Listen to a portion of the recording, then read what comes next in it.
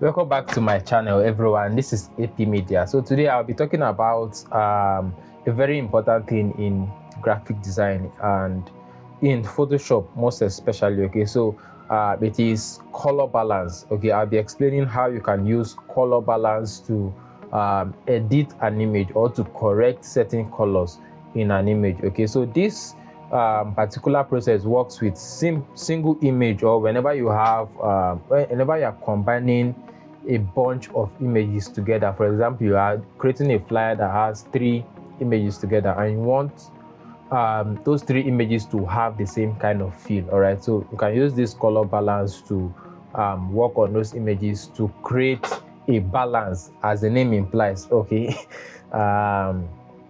Within the images. Okay, so if this is the first time you're coming across my video, this is AP Media. If you have not subscribed, kindly subscribe to this channel and turn on the notification bell so that anytime I drop a new video you get notified. Okay, so without further ado, let's get started. Now I have an image here. This image was generated by Wix AI. That is the Google's AI tool for image generation. Okay, so we have this image here. Now when we come to our image here, under adjustment you're going to see color balance. Okay, under adjustment, image adjustment, or color you're going to see color balance. The shortcut key is Ctrl+B or Command+B if you are using Mac. So when you click on Ctrl+B, you're going to have this dialog box. It will pop up on your screen. Okay, so what it does is, let me drag it. You can click and drag it around. Okay, you can click and drag it around. So we have 3 major colors here. We have the cyan, the magenta, and then the yellow. Then we have shadows, midtones, and then highlights. Okay, now let's look at shadows. So what I use this tool to do is to correct colors. Like I said, when you have 2 different colors, but for this particular example I just have 1 image here.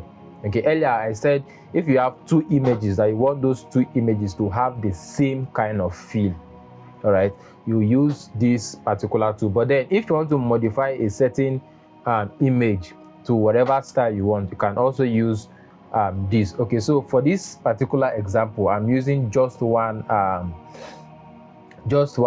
image. Okay, so from your shadow you can now move this thing around. Now moving it towards this area, you can see that the this image now has a green kind of feel. Okay, we are still retaining the same image, the same primary colors around the image. We are still retaining them, but now it has a green feel. Okay, so that is one. So you can move the cyan towards that side. You can double click on it. Okay, double click does not work here, so let's take it back to 0. Now if you take it towards the right, that is towards the red, you're going to have something like this also. So that is for the shadows. Okay, let's make this 0, and then let's look at magenta.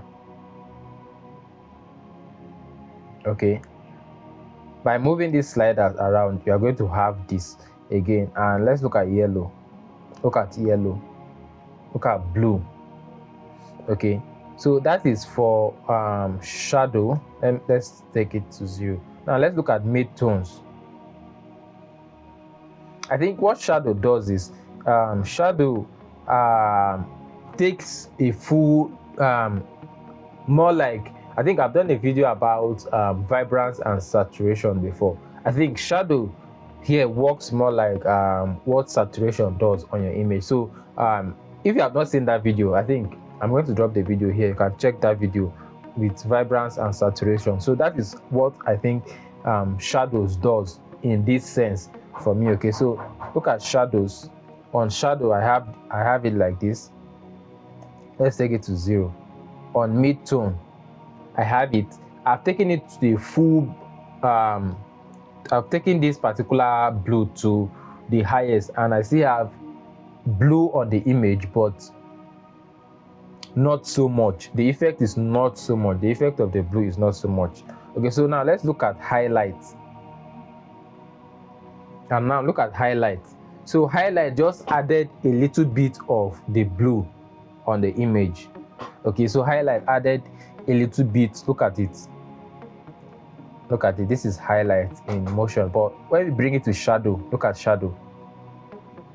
Okay, so I think shadow brings all the colors out at once. Okay, so you can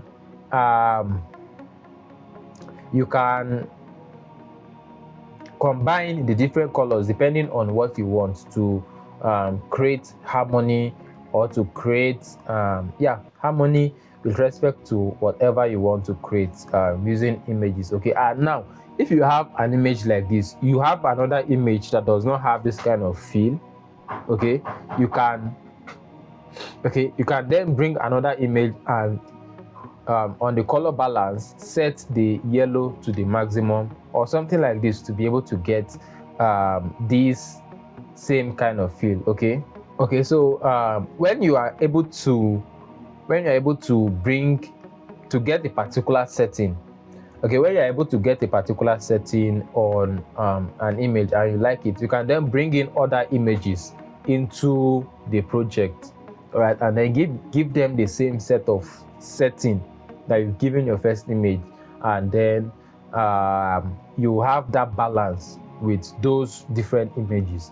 Okay, so I hope you learned a thing or two from this video. If you do, kindly like the video, and if you have any question for me, you can drop the question in the comment section of this video. If you want me to make any video on any topic or on any subject related to graphic design, Photoshop, and the rest of them, okay, so you can drop them in the comment section. Until I come your way again, this is AP Media.